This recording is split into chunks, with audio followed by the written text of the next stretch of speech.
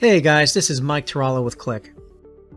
I'm going to create a series of videos to help walk you through Qlik Cloud Data Integration. Now keep in mind there will be more videos created by other individuals at Qlik, as well as complete documentation on how to do a lot of what I'm showing you. But this is more of what I call the Hello World version that will give you an example of each of the tasks, some of the concepts, some of the moving parts, to at least help you get started. It's not meant to be a substitute for instructor-led education or online learning, but it should give you a good idea of how it works. So I'm just going to jump right into this, and please bear with me, this will be a lot longer than usual. In this video, we are going to talk about onboarding data sources from an on-premise database and loading it into a cloud target. And I'll explain all of that as I get started. Okay? So thank you for your time, sit back and relax, and please make sure to post any questions where this video is posted in the comments below. Let's get started.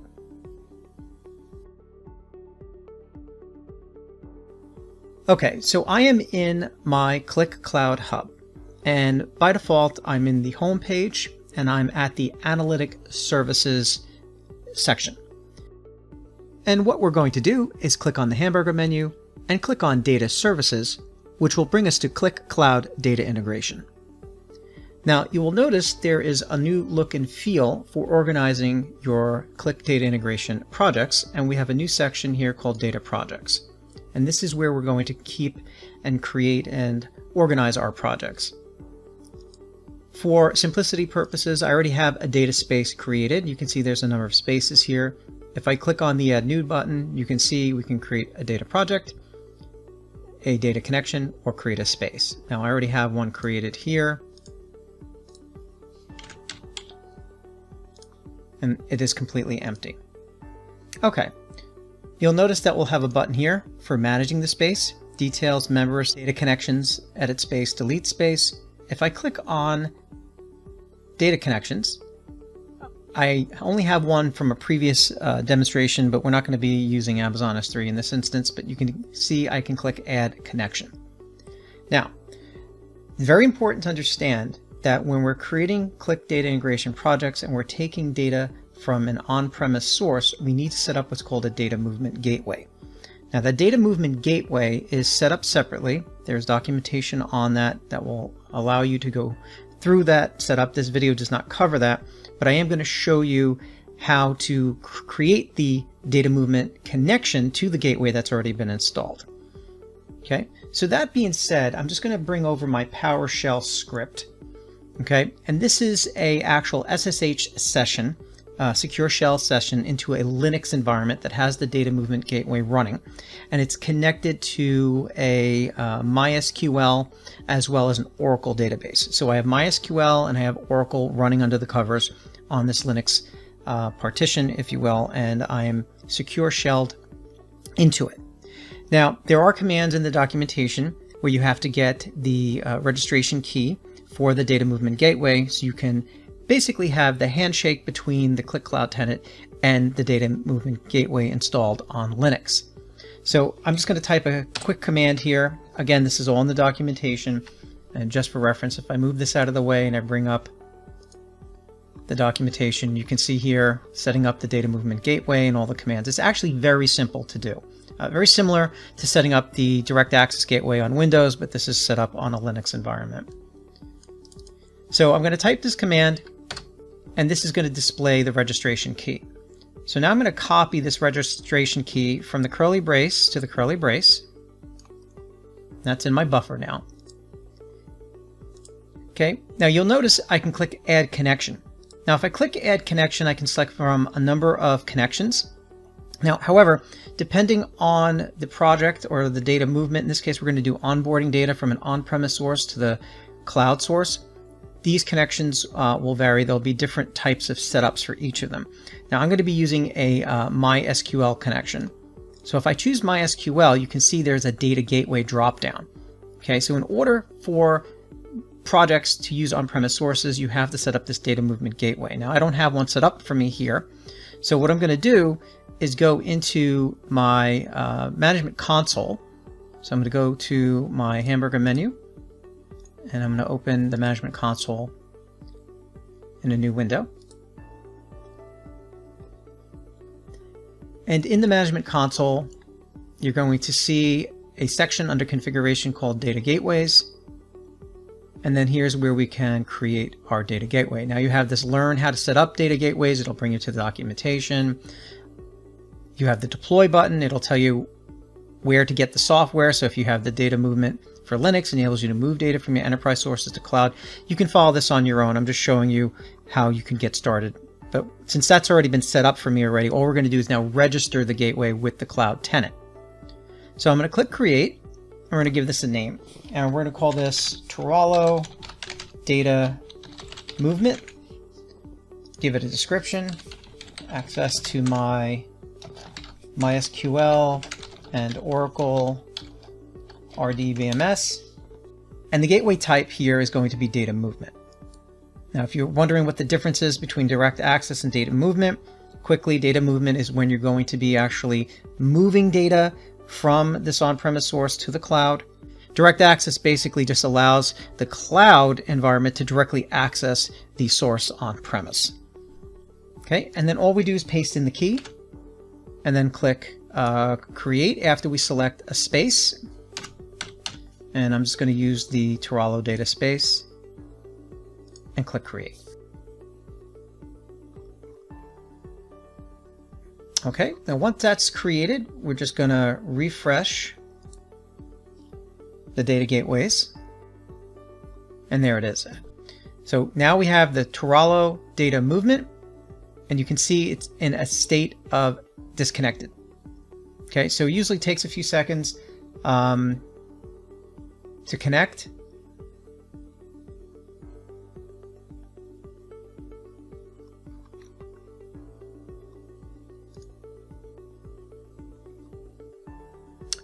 And then I refreshed it again, and now you can see Turalo data movement is connected.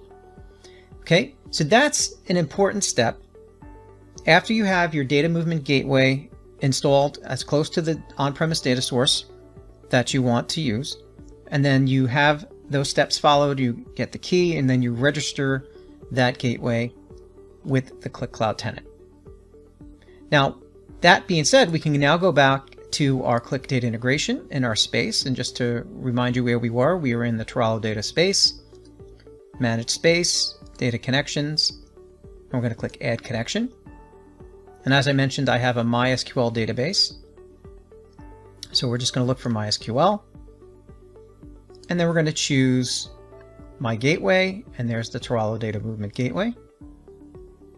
Now this isn't running on any particular cloud, so we're just going to choose none. And then the server name we're going to use is going to be the IP address of the server where it is. Now I happen to have an environment here. It's an internal environment that we use. I'm just going to copy that IP address, and I'm going to paste it in here. And then the username here is going to be my credentials that have been set up on the environment. And then the rest I'm just going to leave default. I click test, and the connection is successful. I click create, and now I have my MySQL data source.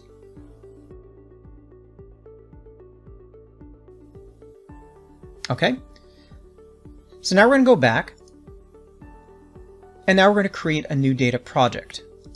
Now, a data project is basically a way of organizing the tasks that are going to be used for accessing the source, transforming the data, moving the data to the particular target.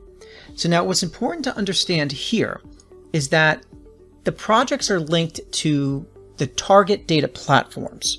So in this case, if you don't have access to any of these particular data targets, or you're not using any of these data targets, then this is not going to work for you. But keep in mind, you can take data from those sources and put them into Qlik Cloud. And what that does is it creates what we call active QVDs. A number of months ago, we had a process for hybrid data delivery. We called it active QVDs. That's what the Qlik Cloud option is. So basically, it'll create a QVD file on the cloud that you can use. So you can use this to create active QVDs as well. But understand that these are the cloud-based targets that the data is going to land into. Okay, so Snowflake, Google BigQuery, Azure Synapse, Databricks, and then also Qlik Cloud. So for this instance, for the testing environment, I have access to Snowflake, and I'm going to create a new connection to Snowflake. So I'm just going to put in my server name here, and the port, and the database is Tarallo_sample. Schema here is public. Warehouse in this case is demo_wh. And then we're going to have our credentials. In this case, local MTO. This has been set up for me already. I'm just going to leave those alone. Click test connection. And now we have a successful connection tested to Snowflake. So I click create. And now our data project is linked to the target database as Snowflake. Oh, we got to give it a name. Let's just call this data project Tarallo Data Project. And that's going to open up that project and allow me to start creating tasks. Okay, so just for reference, you guys should be familiar with my recording style. I like to kind of anchor back the things that we've done to the actual results. So here now I'm in my Snowflake environment. I just clicked refresh, and I have my database here called Tarallo sample, and I just want to show you that here. Okay, so we're going to be accessing this area here called Tarallo sample, and we'll go back and forth between that. Okay, so as I mentioned, this video is going to be covering more of the first task, in this case, onboarding data. Okay, so I select onboard data and we give it a name. In this case, we're going to say load sales data MySQL. You can give it a description if you wish. Click next. And now we're prompted to choose our source connection. Okay, so that's the reason why I showed you the data movement gateway, because you have to make sure that is set up. And you can see there's my MySQL connection ready to go. You could even test the connection if you needed to, just to make sure everything's up and running. Okay, all good. So now we click next. Now this is going to basically peer into the catalog on the MySQL database and allow me to see the tables that are available. So I have the option to select tables, views, tables and views. In this case here, I'm just going to go and look for the Qlik DI schema. And just for reference, as always, here's MySQL Workbench, which is connected to the Linux partition that is running the MySQL environment. You can see there's the inventory table. If I just click select, there's my inventory. If I click on orders and we do a select on orders, there's all my orders. So just showing you the third-party tool, the MySQL Workbench, connecting into the MySQL database. So here we're just going to search on all those tables, and there they are: inventory, orders, sales rep, and stores. Now, as I continue this series, I'll get a little bit more detailed, a little bit more advanced, but we're just going to keep this very, very simple. We're just going to use one table, and I'm just going to choose the inventory table. I'm going to add that selected data set, and then we're going to click next. And then we have options and settings here, okay? And here's the summary of the data pipeline view. We're taking data from MySQL, and we're going to land it into what's called a landing asset, and then load that into a storage asset. Basically, it's just the internal process that is being used to take the data from the on-premise, put it in it like a temporary, I guess, staging area, if you will, in Snowflake, and then ultimately load it into your resulting tables that you could use for analytics. So you have the option to replicate with both current data and a history of previous data, kind of like keeping track of the records that have changed, if you will, or you can just replicate the current data, and that's what we're going to do here. And then you have the option of full load and CDC, change data capture. Okay, again, this is not supported on all sources, but it is supported on the majority of on-premise relational database sources. I believe certain sources like Twitter or Google Analytics or Cloud, it's not going to recognize those changes because there's a different process in the back end, such as recognizing transaction logs and the data that's changed that I believe it uses to process that information. So understand that full load and CDC is only supported on a number of mostly the on-premise relational databases. And then when the onboard process is finished, do nothing. That's fine. We'll just leave it like that. And we're going to click finish. Okay, so this is what we call the pipeline view. Now, if I just change this over by toggling it, this is the older, what we call data asset view, the individual objects, where you go into each of these and you can see the settings. I prefer the pipeline view. It kind of shows you the flow and the lineage that's happening. So we have our MySQL data source. Then we have the data coming from MySQL being loaded to the landing area in Snowflake and then eventually into the storage area. Now you could perform different options within each of these particular tasks, okay? But the first thing we need to do is we need to prepare. So we're going to click prepare, and this is going to load assets or create artifacts, create metadata, create structures in the Snowflake environment, okay? So it's reading what it needs to read from MySQL and kind of like propagating that information over to Snowflake. So once this is finished, we'll go into Snowflake, and I'm going to click refresh on Snowflake on that database. You can see what was created. Okay, so now we're going to go back to Snowflake and click refresh the view. And now we're going to go to that Toronto sample data database, and you can see we have a new schema here, okay, called loading sales data MySQL underscore landing. So it uses the project name to basically create a schema within the database in Snowflake. Okay, and then you can see the tables. There's the inventory table, and then there's another inventory underscore CT. That's for changing tracking or change tracking. So that's like where records that have been updated, it basically keeps track of what was changed or updated or inserted, and I'll show you that a little bit later. Okay, so let's go back into the project. Now I want to show you the settings button. Okay, this is the global settings for the different objects, such as artifact references, names, the names that you want to name the tables. Okay, so here's your landing, data project default. Here's your storage. Do you want historical data or live views? Transform, talk about that later.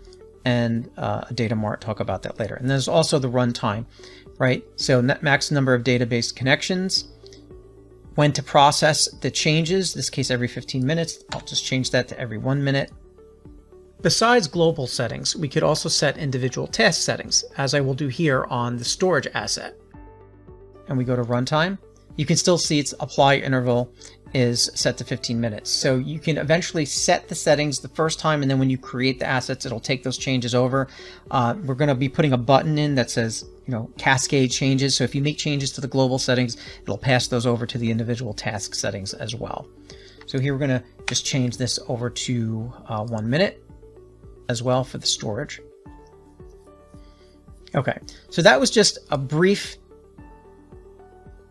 introduction to settings within the project versus settings within the individual tasks, okay? And now we're going to click prepare to prepare the storage asset. Okay, so now what this is doing now is preparing the set of tables based off of the settings that we have chosen within the task, and it's going to create those individual objects directly in Snowflake. So once again, let's go over to Snowflake worksheet. Let's do a quick refresh.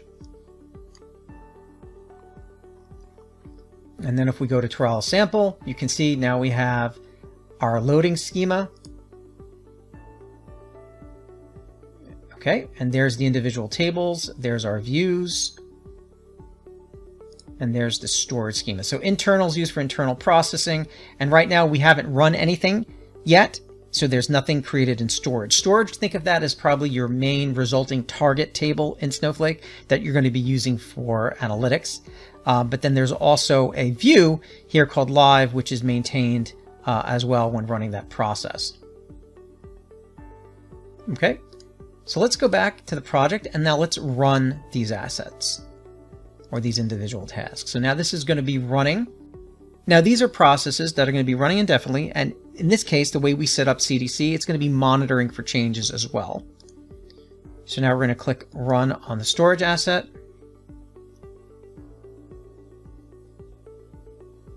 Okay, so now this is running and this is running. If we go back into Snowflake and click on refresh, we should see some data within our table structures. Okay, so here, let's see, we have our landing, and there's our inventory. So if I preview data, and there we go. Okay, so that's the data that's in the landing. And then if we do storage, and there's the data that is in the storage in that one inventory table. Now keep in mind, depending how many tables, that's why I only chose one table. Okay, because you'd see inventory CT, inventory current, inventory live, inventory changes, right? Depending on how you have your settings set up in the task, it's going to create a number of different table structures. So you're going to have multiple tables with different suffixes for each table that you select. Okay, so now these particular tasks are running. Now let's say we have a transaction take place within our data source. Okay, think of it as like a point of sale right now. We want to propagate that change all the way to our target for analytics. Now to do that and to make it simple, I'm just going to use MySQL and I'm just going to edit the data in line. So let's grab our inventory table, select our rows. Okay, and you can see I just have some product categories here and I have some product names. We have some product types, so analog, digital.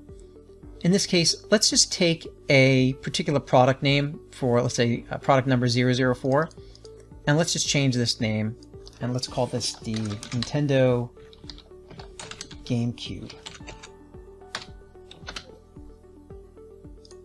Okay, and the product category here is going to be called Game Consoles. So right now we're just basically simulating an update. I'm going to click Apply. Okay, so we changed product number 1004 in our source or transactional data in this case here. If I just do a select just to show you it's refreshed, we now have Nintendo GameCube game consoles. So now if we wait, and then you'll see data is updated to 2 minutes ago, data is updated to 2 minutes ago. So we went to the storage asset. Let me open that up. Again, I didn't go through any of the particulars in this. We'll do that in another video, but you have what's called the monitor view, and you also have the design view, and you can do things within here. Save that for another video, adding rules and adding transforms in the expressions, adding column. We'll talk all about that in other videos. I'm just showing you the main quick concepts of just moving data from the source to the target. But in this case, if we go to the settings of the task and we go to runtime, the apply interval is 1 minute. So after about a minute, we should see those changes occur within the target. So if we go to monitor, you can see that the full load for inventory was complete. But then you can also see last batch of changes, for example. Okay, and you can see it processed 1 record. Okay, so that gives me the comfort to know that the processing had occurred. There's also ways of viewing detail logs in here as well. Right now, we're not going to talk about all of that. But if we go now back to the worksheet, okay, and we look at our tables, so let's refresh.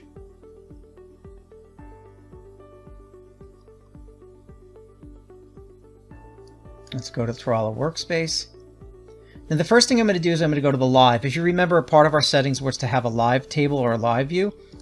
So that happens almost instantaneously with the update.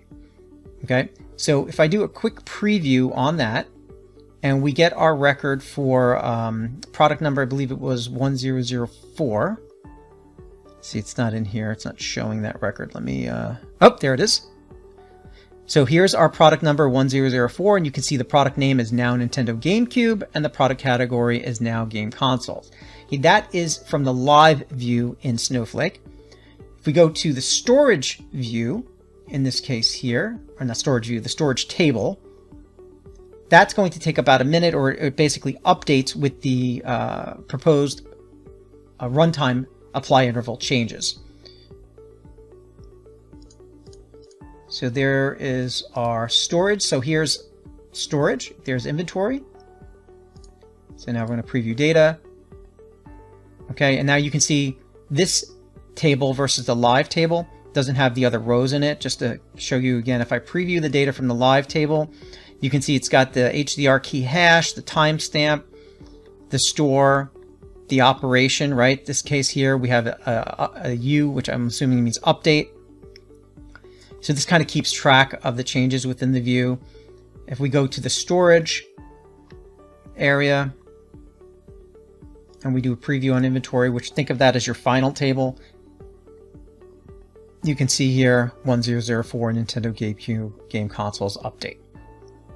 Okay, so that's an example of some change data capture happening under the covers.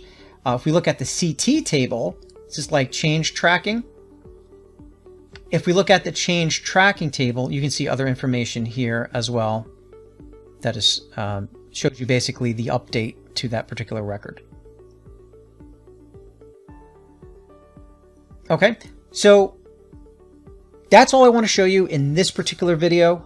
I hope it was helpful to really gather a good concept of how we're moving data from an on-premise source, providing the ability to operationalize data ops, in this case from an onboarding perspective, and also keeping track of changes to the data to make it available for analytics purposes. In the next series of videos, I'm going to get a little bit deeper, and we're going to talk about performing some transformations, the concepts behind that, as well as ultimately creating some data marts in the form of a star schema with fact and dimensional tables. Please let me know what you think, and please ask your questions and provide comments in the comments below where this video is posted. Take care, guys.